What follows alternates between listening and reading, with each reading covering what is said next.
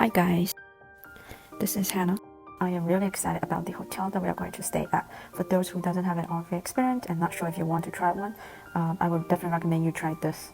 This hotel is located in Taos, a very small town that filled with fine art, distinctive cuisine, and Taos is also a World Heritage Site.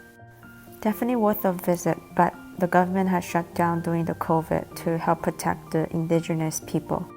Not only they offer RV type of hotel, you can also do camping, and they even offer space if you have your own RV.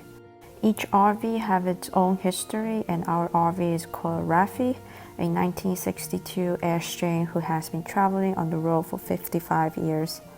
Some advice on the shower: the water is low, and the hot water is definitely not enough for 2 people, especially for girls who wanted to wash their hair. Note that this place is pretty popular, so make sure you book ahead of time since RV are very limited.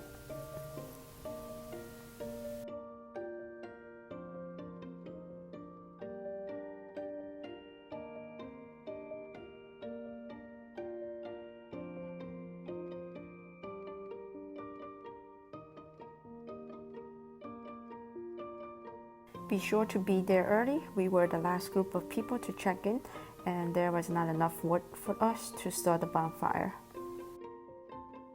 Our friends stayed at Diego, a 1964 Streamline. After visiting theirs, I just like there more. I want to switch to their room. It's just because it's so new and it's modern. Everything is just brand new.